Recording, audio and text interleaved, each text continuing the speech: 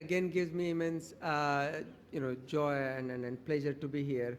And it was Dr. Sarnaik who many moons ago now introduced me to respiratory medicine and peak flow monitor, which was a thing to wonder and marvel at that time. So I'm really glad to be here. So I'm going to be talking about, my talk is Wake Up to Success, Secrets of a Good Night's Sleep. What I'm hoping to do today is try and sort of, I think I'm probably going to overlap a little bit in terms of the content with my first couple of speakers, but I'm hoping to give us some clues for all of us really in terms of what sleep is doing to us, what we are doing to sleep, and how we can, as a society, get better sleep. Uh, so, so before launching into my talk, just wanted to highlight, this is what, centuries ago Shakespeare said: the innocent sleep, sleep that knits the ravelled sleeve of care, the death of each day's life, sore labor's bath. And then he says, balm of hurt minds, great nature's second course, and chief nourisher in life's feast. This is from Macbeth, where, as you know, Macbeth is typically, is struggling to fall asleep. And then from Cymbeline he says, he that sleeps feels not the toothache. And I think whatever I am going to say in next 20 minutes or so, he has said it in 5 lines. So, if you want to, have a snooze or walk out, feel free, because I'm unlikely to add anything to this. So sleep, the question is, why do we need sleep? Why can't we just keep going? Well, it's a reversible behavioral state because after being active for a while, our body, we can't go on longer. It is a state where we fall asleep. It aids to recover from the previous period of activity where, as my previous speaker said, growth hormones and so on are secreted. Now, what happens if we don't get enough sleep? Well, the consequences can be disastrous. So these are pictures of some, these are, I think it's this, isn't it? Pictures. So this is a Challenger shuttle. This is the Exxon Valdez oil spill, Chernobyl, and train crashes. So, sleep deprivation has got some serious consequences. But sleep is not a constant thing. What we do by sleep as an infant is very different to when we sleep as an older person. So as a child, we sleep for almost 2/3 of the day, if not longer, up to 18, 19 hours. By the time we are in our 80s, it goes down to just about 6 hours. Similarly, the REM sleep, the volume of REM sleep goes down dramatically as well. We all know the various stages of sleep, so I'm not going to go into that. I just wanted to highlight that the quantity of sleep varies between various species, and the variation is dramatic. So you can see that on one hand, bat is sleeping for 20 hours, on the other hand, your horse is sleeping for just 3 hours. So huge variation. And it seems to be that the smaller you are, the more you tend to sleep. So coming back again, so what are the other functions? It is really essential for survival. So extreme sleep deprivation is a torture technique, and it can lead to extreme consequences, including death. But there are also some specific functions, including brain development and consolidation of specific parts of learning. So REM sleep and non-REM sleep are associated with different types of learning. REM sleep is with more how to do skills, spatial contextual learning, whereas non-REM sleep with a memory of facts and events. And when we sleep, during sleep, we consolidate our memory. So again, a really important part for cognition, which is why if you have got sleep fragmentation, it is going to affect your memory. And just wanted to highlight, particularly in elite athletes, you need sleep both for memory consolidation, but as well as for repair of muscle and growth hormone secretion. So this is just a brief one, really, a brief case. So this is a young chap seen in clinic with past history of asthma and depression. He had good going sleep apnea. We treated him, and about a month later, his wife rang saying, my husband has gone manic. and are you giving him too much oxygen? And I said, this is just CPAP, there is no oxygen involved. So he got him to clinic, and wife rushed in and said, what have you done to my husband? He's a completely changed man. He was never like this before, so on and so forth. And then sort of she ran out of breath, took a bit of a break. And husband said, well, if I was manic, I would have done the talking. This is how I was before I was diagnosed with depression.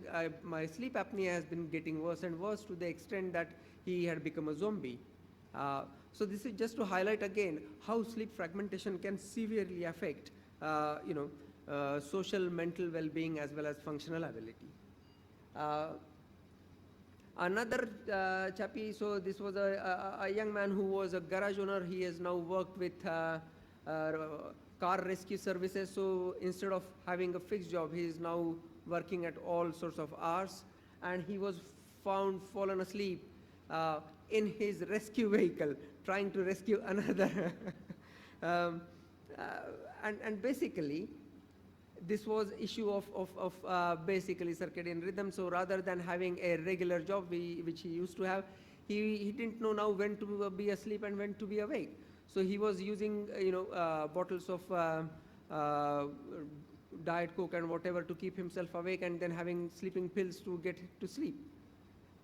Bad situation really. So circadian rhythm, Dr. Nangia has already expanded a lot on that, so I'm not going to get into detail here. I'm going to run past. Just wanted to highlight, this is a beautiful study which looks at dim light melatonin onset. So this is again sleep in conjunction with shift work syndrome. So coming back to our patient, so what happens is in shift work syndrome, so what you have is in the red you have got people with shift work disorder, in blue you have got normal individuals. You can see that normal individuals, even with doing night shifts, they are able to then actually get their melatonin release early in the morning, therefore get sleep during the day and then go back to work at night. People who are struggling, they are still getting their melatonin release at 11 o'clock. So of course they are going to be really sleepy during night, struggle to cope at work, and then of course not being able to sleep during the day. So there is a very beautiful physiological explanation as to why people suffer with shift work. Chronotype, as again Dr. Nange had just mentioned, this is coming into a big way. And chronotype is a behavioral manifestation of underlying circadian rhythm. And basically, broadly speaking, we as humans can be divided into two broad chronotypes. The morning people or the larks, and the night people or the owls. So morning people, larks, would prefer to get up early in the morning, do their work, and by 7 o'clock they are almost done and get ready to bed at 9 really. On the other hand, larks come into their being, sort of they start to get sort of awake by 4 o'clock in the afternoon. Around midnight is when they are at their best. And if we get these two crossed and get the one to work at the wrong time, it is going to totally mess up their routine. The other issue, apart from the chronotype and shift work, is the sleep restriction. There are plenty of data now which show that there are secular trend in terms of over decades. As we are using more and more artificial light, we are losing more and more sleep as a species and as a society. What's happening to you and I in adolescence, it's even worse, and particularly the more sort of gadgets they are using, the less they are sleeping. And when we say sleep, this just means when the gadget was closed. It doesn't necessarily mean they were actually asleep. They might actually be asleep 2-3 hours rather than 5. And this is a serious problem.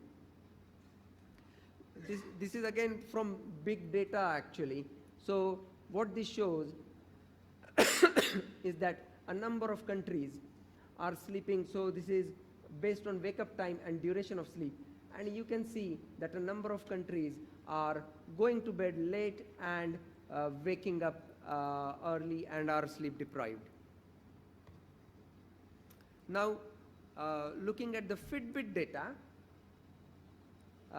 we can see that there are countries which are getting hardly anywhere there is any country which is getting or recording 8 hours of no activity. We don't know whether they are all sleeping during this period.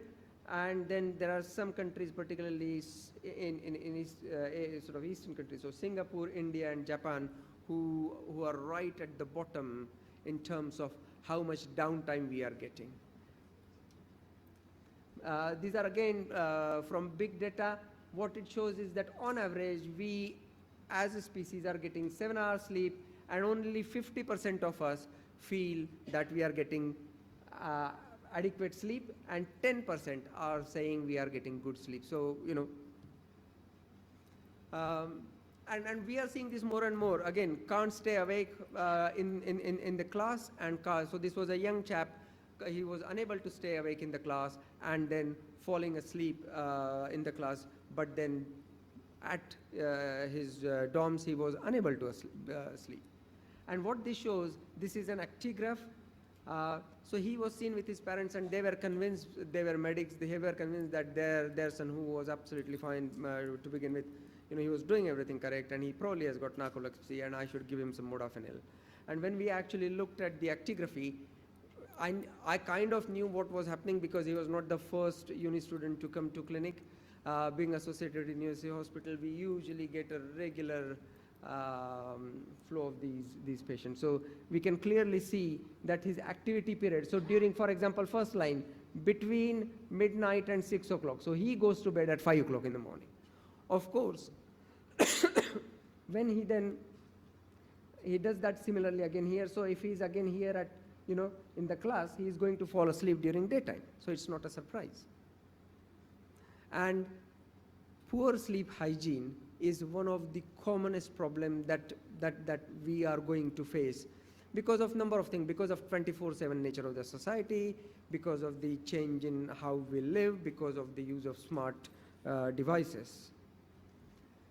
And I think this is one of the most important studies, really, looking at how we sleep and by age. And when we look here, looking at chronotype, so we can see here that during weekdays, all of us pretty much, our mid-sleep is around 3 o'clock in the morning. The moment we look at mid-sleep for free days, you can see that the younger generation is stretching it, they're going to bed later, they're waking up later, their mid-sleep is almost at 5 o'clock in the morning. And similarly, the work and free days. So what's interesting is an adolescent who is going to bed at 11:30, he might actually be morning chronotype, whereas somebody who is an elderly person who is going to bed at 11:30 might actually be an evening chronotype. The other thing to remember is that it's the time when you wake up on free days, not on your work days, that will tell you what your chronotype is. And this is again chronotype and circadian rhythm. This is very busy slide, so I'm going to take just a little time to explain. So this is here from 12 noon to 12 midnight. This is when they are asleep. Top is the morning type, and you can see that from midnight to 8 o'clock they are sleeping, whereas the evening type, they are sleeping sort of from 2-3 in the morning to 11. And the melatonin onset again is around 22 hours for morning chronotype, whereas it's well beyond midnight for the evening chronotype.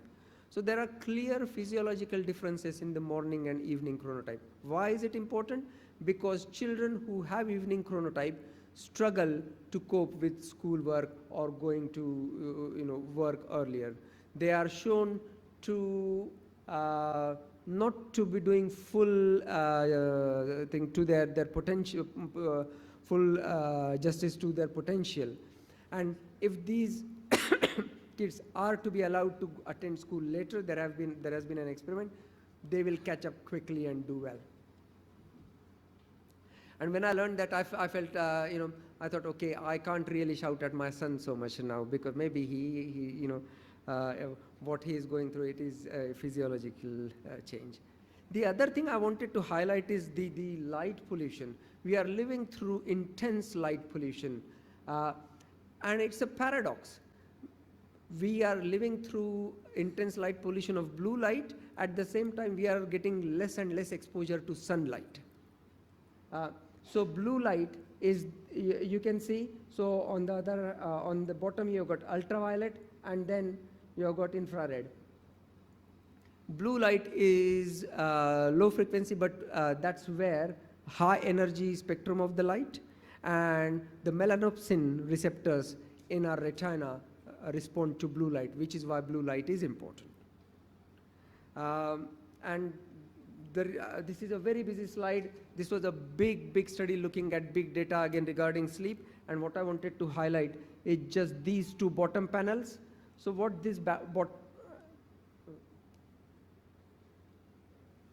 I think if you can see my arrow, what this bottom panel shows is actually when you are outdoor, you are sleeping more. When you are getting adequate sunlight in the morning, you are doing better.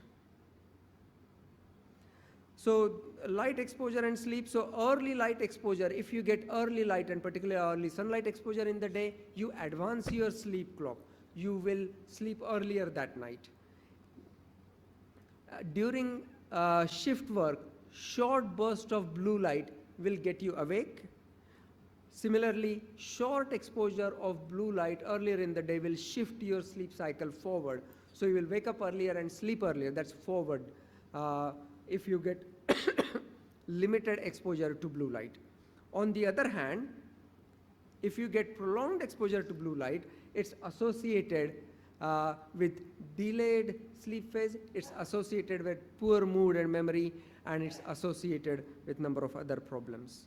And the reason I'm harping on about blue light is, as I'm sure all of us know, where do we get most of our blue light from these days? It's the screen of our smartphones and our computers and our iPads and so on.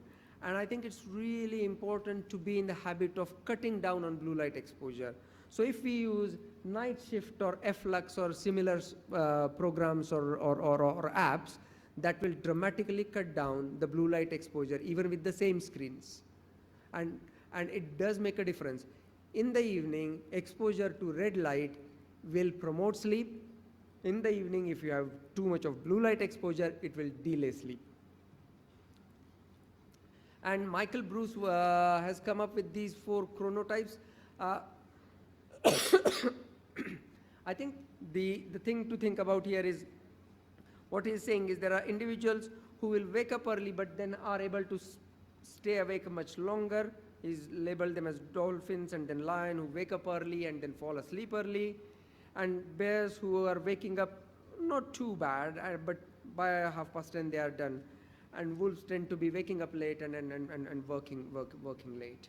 The reason I mention that is, I think although it doesn't, so because when we say morning and evening chronotype, of course there is going to be a spectrum, and I think this is what he is referring to.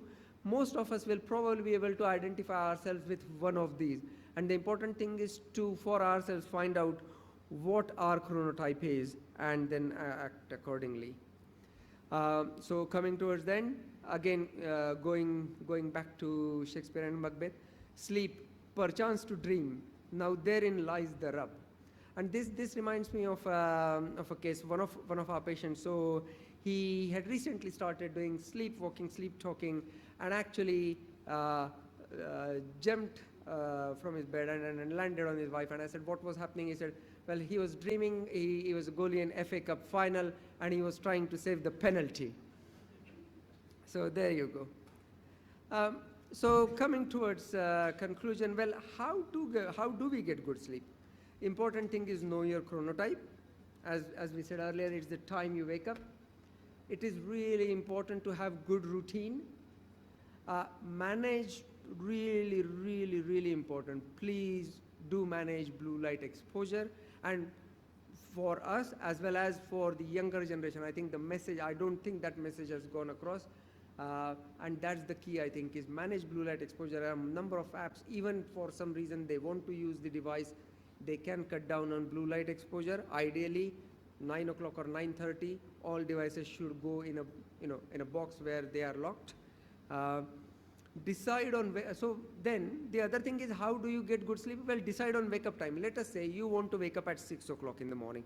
If you want to wake up at 6 o'clock in the morning, we sleep roughly in 90-minute cycles, 5 cycles, that's 450 minutes, a bit of time to get asleep. So 8 hours back, so going back 10 o'clock, that should give us good time to fall asleep and wake up refreshed. So just a few lines really from me. So come at the bedtime, switch off Game of Thrones. Friends chatting on WhatsApp, let them drone. Falling asleep after a busy day without drink or pills. It's not an easy task, but can be achieved with some drills. Waking up refreshed without aches and pains, your body can stretch and bend. Then the night was yours, and what's more, yours is the day, my friend. Thank you.